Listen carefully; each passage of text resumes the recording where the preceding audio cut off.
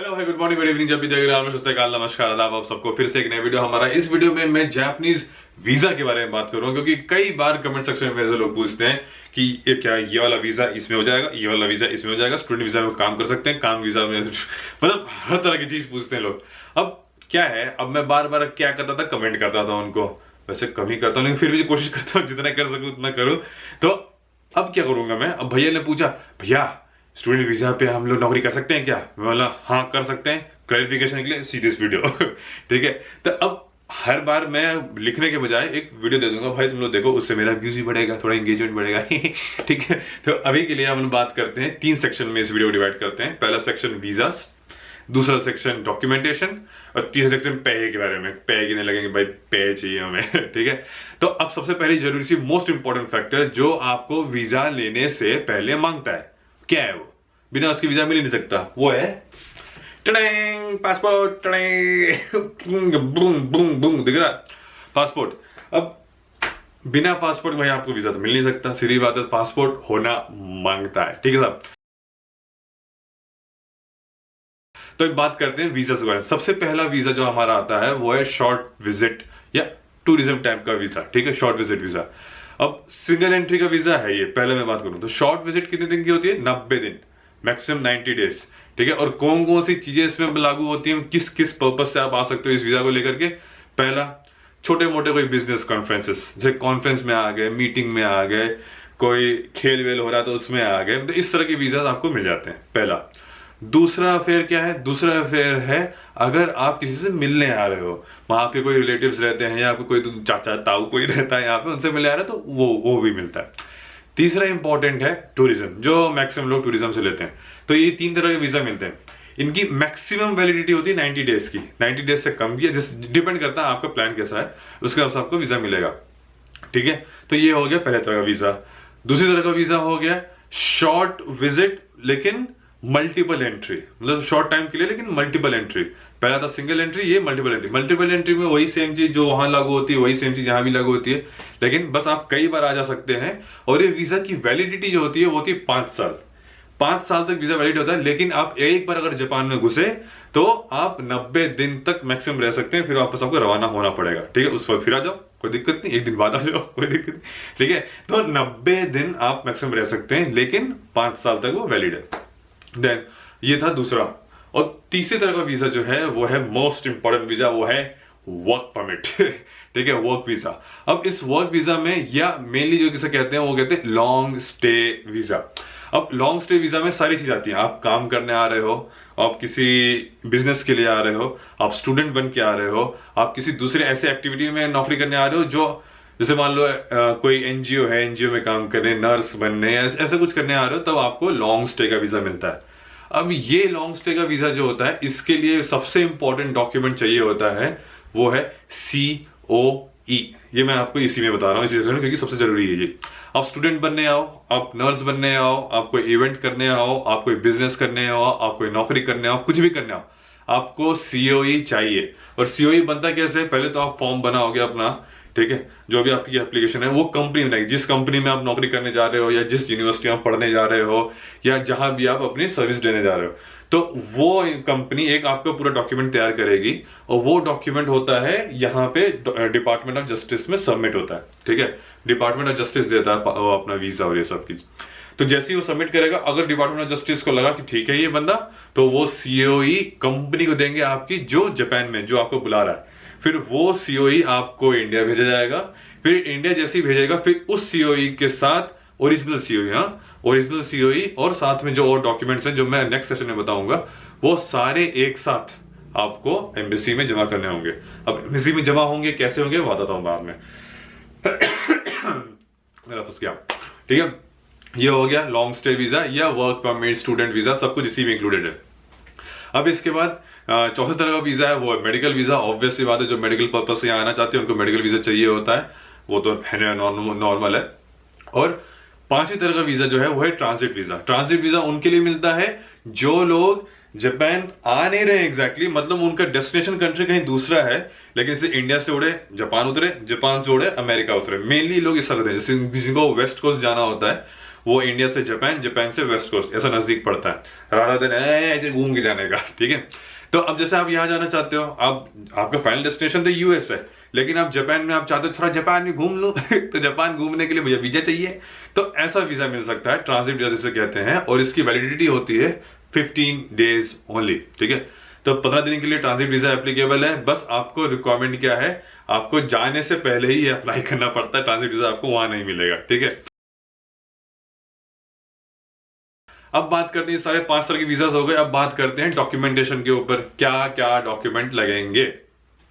तो अब डॉक्यूमेंट क्या है, सबसे पहला जो हमारा शॉर्ट विजिट है, उसके जो 15 दिन का वाला था सिंगल एंट्री वीजा, तो उसके लिए 15 दिन 90 दिन वाला, तो उसके लिए क्या रिक्वायरमेंट है, simple passport size photograph, passport होना चाहिए, एप्लीकेशन फॉर्म होना चाहिए वीजा का, और साथ ही साथ आपके पास, अगर आप टूरिज्म पर्पज से आ रहे हो, आपके पास टिकट होना चाहिए, अगर टिकट नहीं है तो आपके पास प्लान होना चाहिए कि मैं इतने दिन बाद वापस निकल जाऊंगा। ठीक है, और आपके पास आने का टिकट तो ऑब्वियस सी बात है, और आइटिनरी होनी चाहिए पूरी पूरी कि इस दिन मैं आऊंगा, यहाँ रहूंगा, यहाँ के बाद यहाँ जाऊंगा, यहाँ के बाद यहाँ जाऊंगा, ऐसे करके। और सबसे जरूरी चीज, आपके पास पैसे होने चाहिए अकाउंट में। ठीक है, अकाउंट में आपके पास इतने पैसे होने चाहिए कि अगर आप जितने दिन, मान लो आप 5 दिन के लिए आ रहे हो, 1 हफ्ते के लिए आ रहे हो, 19 दिन के लिए आ रहे हो, 20 दिन के लिए आ रहे हो, तो उतना दिन सरवाइव कर पाओ। मतलब पैसे ही नहीं है और सरवाइव घूमने आ गए भैया जापान, कौन पाएगा पैसा तुम्हारा। ठीक है, ये तो हो गया। और इसके बाद आप साथ ही साथ, ये तो आपने खुद ने अप्लाई किया, तब इनविटेशन पर्पस पे अगर आप आना चाहते हो, जैसे मान लो आप किसी रिलेटिव से मिलने आ रहे हो, तो अगर वो आपको इनवाइट भेजता है तो उसका अलग पूरा परफॉर्म है, वो बहुत माथा फोड़ी है उसमें इनविटेशन में बहुत माथा फोड़ी है। तो बेटर रहेगा आप टूरिज्म वीजा से लेके आ जाओ, जिससे मिलना उससे मिल लो और वापस रवाना भी हो जाना, क्या दिक्कत है। ठीक, पहला कंडीशन। दूसरा कंडीशन ये है कि अगर आपको इसी शॉर्ट स्टे में ही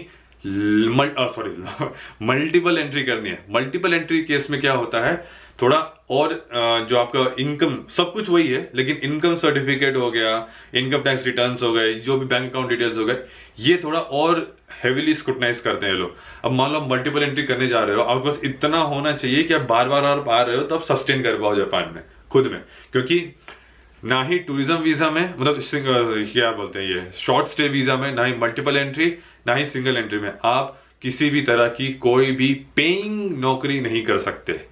मतलब ऐसी कोई आप नौकरी कर रहे हो जो आपको पे कर रही है दामे, जिंदगी दामे, अगर आपने ये किया और पकड़ लिए गए तो कभी जापान नहीं आ पाओगे, ध्यान रखना इस बात का। ठीक है, तो ये काम नहीं करना। और उसके बाद सबसे जरूरी चीज ये कि ये सब वीजाज में, जितने दिन का वीजा है आपका, इतने दिन के लिए आप जो भी एक्टिविटी करना चाहो वो कर सकते हो, कोई इलीगल एक्टिविटी नहीं और कोई नौकरी नहीं। उसके अलावा आप वॉलंटरी वर्क करना चाहते हो जहां कोई पेमेंट नहीं मिल रहा आपको, तब वो चलेगा, कोई दिक्कत नहीं है। तो अगर आपको नौकरी करनी है, आपको कमाई करनी है, तो उसके लिए सिर्फ और सिर्फ एक तरह का वीजा है, वो है long stay visa. Long stay visa, वो बताया था मैंने पहले, डिपेंड करता है आपका कितने दिन का कॉन्ट्रैक्ट है जापान में। अब पीआर भी इसी पे मिल जाता है, लॉन्ग स्टे ही एक तरह का पीआर होता है। लॉन्ग स्टे आपका 5 साल से ज्यादा आप रह लेते हो, तो आप अगर आप पीआर के लिए अप्लाई करते हो तो वही लॉन्ग स्टे वीजा आपका पीआर में कन्वर्ट हो जाता है, सिंपल इन दैट। ठीक है, तो ये अब लॉन्ग स्टे वीजा के लिए क्या चाहिए होता है, लॉन्ग स्टे वीजा के लिए सारे वही डॉक्यूमेंट्स हैं, वो पैसा वैसा सब दिखाना पड़ेगा, लेकिन साथ ही साथ आपको वहां पे सीओई भी चाहिए होता है, जो मैंने पहले बता दिया। सीओई आपको कौन देगा, जो आपका जो भी आपको रिक्रूटमेंट फॉर्म है वो देगा आपको सीओई। अब जब ये आपको सीओई मिलता है ना, तो मोस्ट प्रॉब्ली इस तरह की वीजा में, लॉन्ग स्टे वीजा में भी आप शायद पढ़ाई कर सकते हो, डिपेंड करता है आपका वीजा जो कंपनी दे रही है किस तरह का दे रही है। जैसे मेरे को जो वीजा मिला है उसमें मैं चाहूं तो पढ़ाई भी कर सकता हूँ, ऑल्दो मैंने करी नहीं यहाँ पे, लेकिन अगर मैं, जैसे मान लो आप आए हो, आप करेस्पॉन्डेंस कोर्स में आप कोई हायर स्टडीज करना चाहते हो, आप वो कर सकते हो, कोई दिक्कत नहीं पड़ती है। तो लॉन्ग स्टे वीजा में एज अ स्टूडेंट वीजा भी काम करेगा, एज अ वर्किंग वीजा भी काम करेगा। और वहीं स्टूडेंट वीजा से मान लो आप आए, तो स्टूडेंट वीजा के होने के बाद अगर आपकी कहीं जॉब लग गई, तो वही स्टूडेंट वीजा आपकी कंपनी उसे चेंज कर देगी वर्क परमिट में, कोई इशू नहीं होता है। लेकिन शॉर्ट स्टे वीजा में ये पॉसिबल नहीं है, फिर से मैं कह रहा हूं, सिर्फ और सिर्फ लॉन्ग स्टे वीजा या ये वर्क परमिट, स्टूडेंट वीजा, ये इन सब में एप्लीकेबल है और कहीं एप्लीकेबल नहीं है। उसके बाद अगली तरह का वीजा है, वो है मेडिकल वीजा। अब मेडिकल वीजा में रिक्वायरमेंट क्या है डॉक्यूमेंट्स की, वही सब चीज, लेकिन साथ में जो डॉक्टर आपका जापान में है उसका रिकमेंडेशन चाहिए कि हाँ भैया ये फला फला पेशेंट है, इसको जापान में चाहिए, इसका इलाज कर सकते हैं। और साथ ही साथ उस इलाज का पैसा तो है, साथ ही साथ आपको रहने का खर्चा आप बियर कर पाएंगे कि नहीं, उसका डॉक्यूमेंटेशन देना पड़ेगा, वही फाइनेंशियल स्टेटमेंट्स अपने। और साथ में इसमें एक प्लस पॉइंट ये होता है कि जो आपने जो मान लो XYZ बंदा जो है वो पेशेंट है, लेकिन साथ में से कोई ABC बंदा भी आना चाह रहा है just to take care of him और हर, ABC के साथ DEF भी आ रहे हैं, ठीक है। तो मान लो 2 बंदे आ रहे हैं, तो उन दोनों बंदे को भी वो वीजा मिलेगा, वो भी मेडिकल वीजा ही होगा, ठीक है, टेक केयर करने के लिए।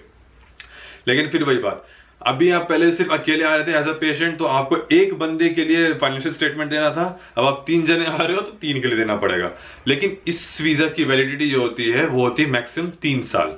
अब 3 साल की वैलिडिटी हो गई, लेकिन अब इस 3 साल के साथ साथ एक चीज और प्लस पॉइंट होता है कि इस वीजा में, ऑब्वियसली बात आपकी कंडीशन के ऊपर डिपेंड करता है, इस वीजा में सिंगल एंट्री 90 दिन की होती है, सिंगल एंट्री 90 दिन की या 6 महीने की या 1 साल की, ये डॉक्टर बताएगा मिनिस्ट्री ऑफ जस्टिस, अभी उसके हिसाब से वो बनाएंगे।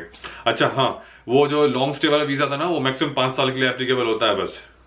हाँ, उसके बाद अगर नहीं और भी लंबा हो सकता है, लेकिन वो फिर वो 5 साल के बाद वो PR में कन्वर्ट करवा लो, अगर ज्यादा ही रहना है इससे दूध में, मैक्सिमम 5 साल के लिए होता है शायद वो भी। हाँ, अब उसके बाद सबसे आखिरी वीजा है वो है ट्रांजिट वीजा।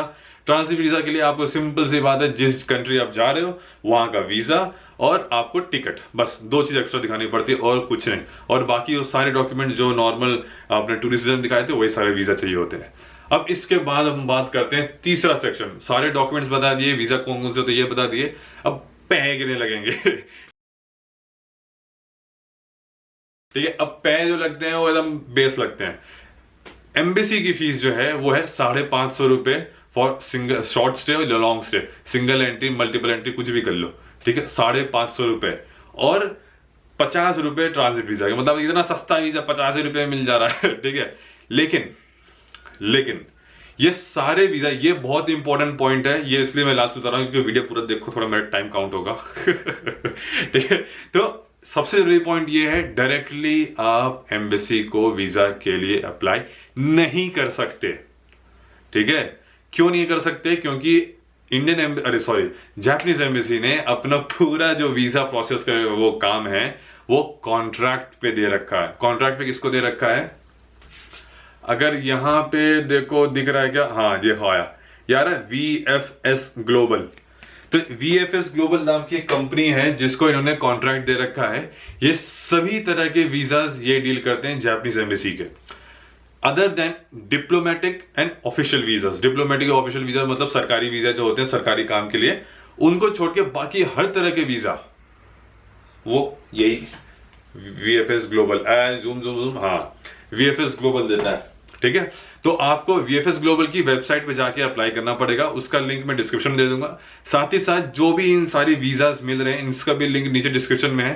पढ़ो, वापस जाके डॉक्यूमेंट्स देखो किस तरह के चाहिए होते हैं, फॉर्मेट होता है उनका, ठीक है, फॉर्मेट जरूर देख लेना। फॉर्मेट के अलावा अगर होगा तो दम है, कैंसिल कर देंगे, तो उसके हिसाब से वीजा अप्लाई करना। और इस VFS का अपना खुद का एक सर्विस चार्ज है, वो है 650 रुपया। तो इसका मतलब अगर आप किसी भी तरह का वीजा अप्लाई कर रहे हो other than transit visa, 550 plus 650 मतलब 1200 रुपए लगेंगे, ठीक है, सीधी बात। और अगर आप ट्रांजिट वीजा के लिए अप्लाई कर रहे हो तो 50 प्लस 650 मतलब 700 रुपए लगेंगे।